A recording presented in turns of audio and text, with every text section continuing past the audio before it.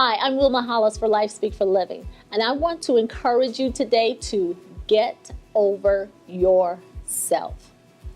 Have you ever responded to a situation in a way that was totally off base and later thought, why did I do that? Have you ever spoken words that you later wished you'd never said? Have you ever let someone else's comments rub you the wrong way only to reconsider and realize it was no big deal? If you answered yes to any of these questions, or to all of them like me, I've got 4 words for you. Get over yourself. Think of yourself as your feelings or emotions. Yourself can be a pretty difficult character.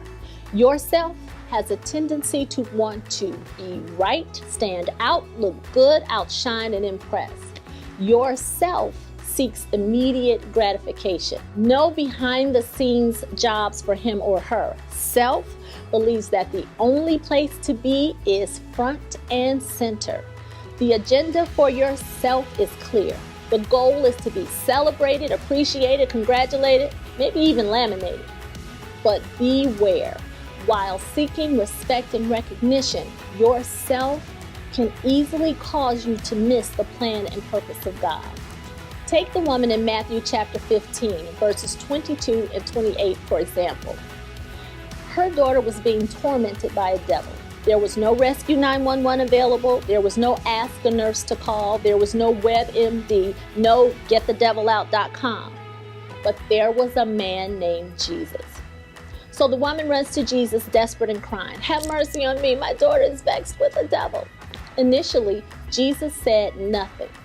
Now let's pause and note something here. Jesus heard her, but he didn't respond to her.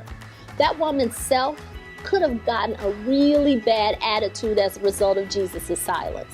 She could have thought, I know you heard me. Who does he think he is? But instead, she got over herself and stood her ground. Then Jesus tells her, listen, I wasn't sent here for you, you Canaanite. I was sent for the Jews. Seriously? Did Jesus just make a racial comment? At this point, herself could have really let Jesus have it. She could have said, what, so now you think you're better than me? But instead, she worshiped him. Rejected not once, but twice, and she worships him. Then she asked again.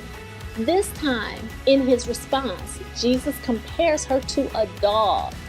Now at this point, most of us would need to have someone to hold us back. Most of us would have been ready to physically pounce on Jesus. Most of us would have had that nobody talks to me that way and gets away with it response. She could have said, Jesus, listen, if you don't want to help me, that's fine. But the name calling is totally unnecessary. Remember, this woman's daughter was still being vexed by a devil, and Jesus basically just calls her a dog. But the woman remained steadfast. Her response was, Lord, call me a dog if you choose, but even as a dog, I'd get the crumbs that fell from the master's table. 3 requests followed by 3 rejections.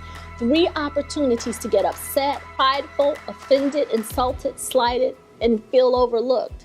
She could have given up and decided to pity herself, but each time she remembered what was at stake. She understood that her mission was far too big for her to let herself get in the way. As a result, the next words that Jesus said were, "Woman, your faith is great. Be it unto you as you requested." Because this woman was able to get over herself, the plan of God was fulfilled. Because she was able to get over herself, her daughter's deliverance was secured. Because she was able to get over herself, her prayer was answered. As a result, her persistence and pit-bull tenacity has become an example for you and me.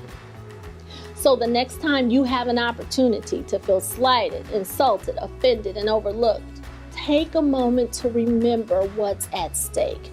There is an enemy out there vexing people, troubling their lives, and sabotaging their futures.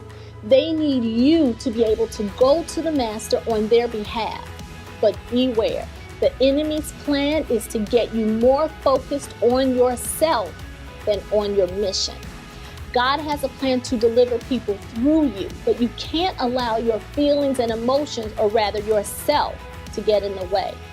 When you are tempted to go off, give up, get offended, stop. Take a deep breath. Remember these words and then get over yourself. For LifeSpeak for Living, I'm Wilma Hollis, reminding you to LifeSpeak. Live in faith every day. Stay positive, encouraging, and kind. Thanks for watching.